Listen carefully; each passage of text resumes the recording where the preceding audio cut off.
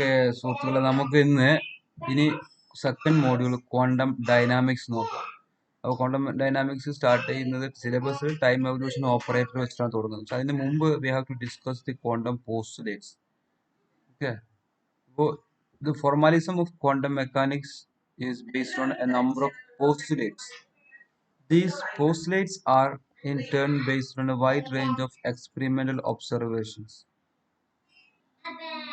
And we have already discussed the experimental the experiments in the chapter 1, and these postulates cannot be derived. They result from experiment. They represent the minimal set of assumptions needed to develop the theory of quantum mechanics. To check the validity of these postulates cannot be determined directly. Only an indirect inferential statement is possible. For this, one has to turn to the theory built upon these postulates. If the theory works, the postulates will be valid. Otherwise, they will not make no sense. Then the basic postulates of quantum mechanics. We can discuss the basic postulates of quantum mechanics. According to classical mechanics, the state of a particle is specified at any time t by two fundamental dynamical variables, position r of t and the momentum v of t. Any other physical quantity relevant to the system can be calculated in terms of these two dynamical variables. In addition, knowing these variables at a time t, we can predict. That means in classical theory, if you know the position and the momentum, we can predict the future of the particle of the material using Hamiltonian's equations. Dx by dt equal to dou h by dou p, dp by dt equal to minus dou h by dou x. The values of these variables at any later time t prime, t dash, t prime or t dash.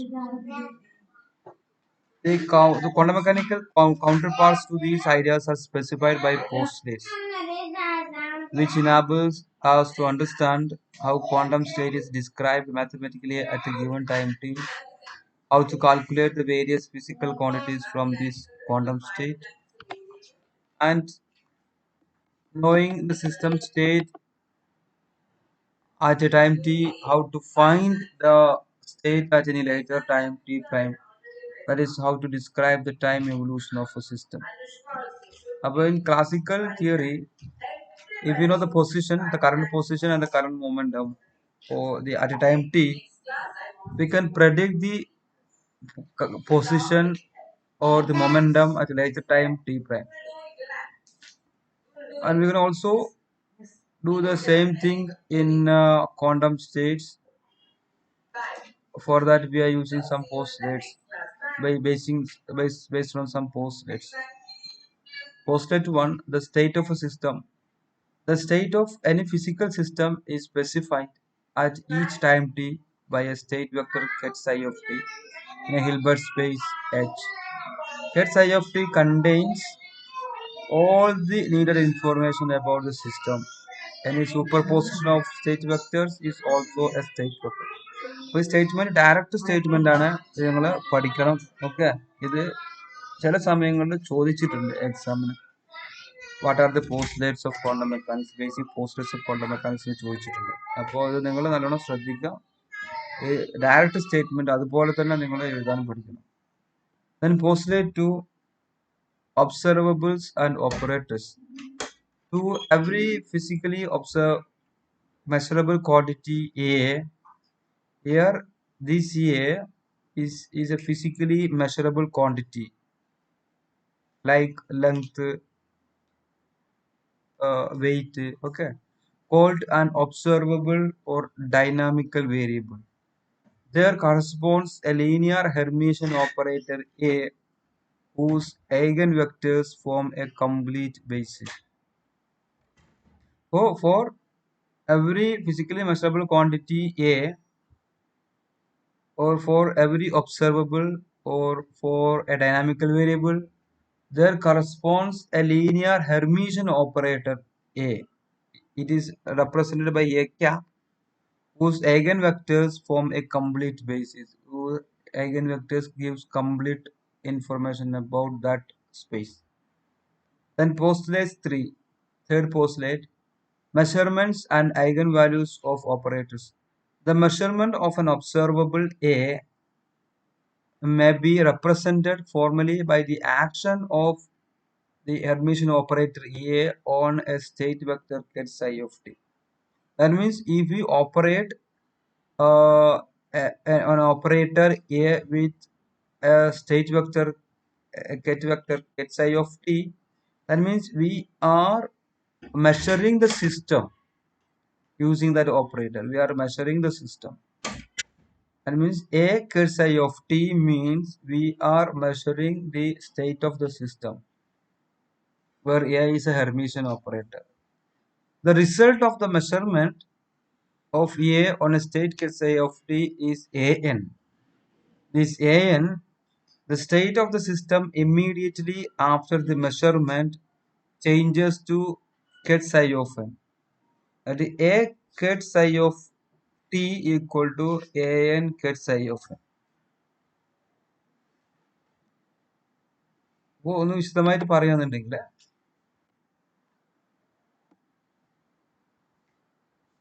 when we operate an Hermitian operate on a state get psi of t, when we operate get psi of t A on get psi of t, means when we are measuring this system using this operator, okay, then we will get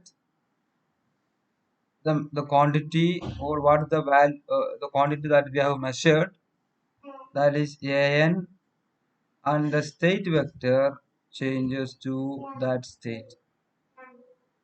Okay, അപ്പോൾ നമ്മൾ position ആണ് measure ചെയ്യുന്നുണ്ടെങ്കിൽ we will get the position and the system changes to the position state.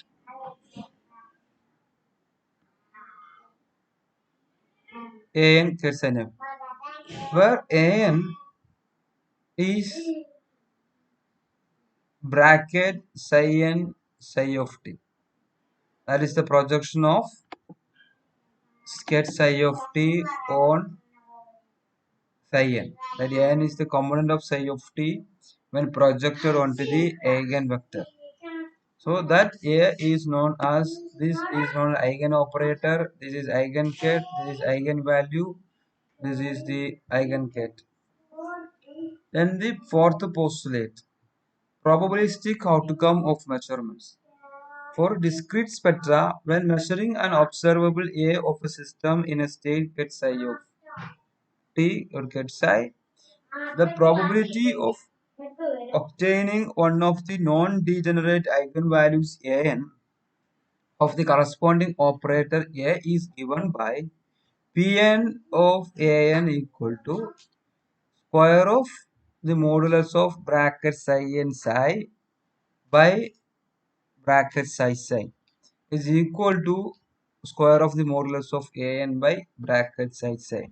If bracket psi psi, if get psi is normalized, the bracket get psi bracket psi psi becomes unity, then the probability will become the square, where get psi n is the eigenstate of A with eigenvalue An. If the eigenvalue An is m degenerate, Pn becomes Pn An equal to summation j equal to 1 to m modulus square of the modulus of bracket psi n j get psi by bracket psi psi, or which is equal to summation j equal to 1 to m an j square divided by bracket psi psi. The act of measurement changes the state of the system from നേരത്തെ പറഞ്ഞു get psi to get psi n.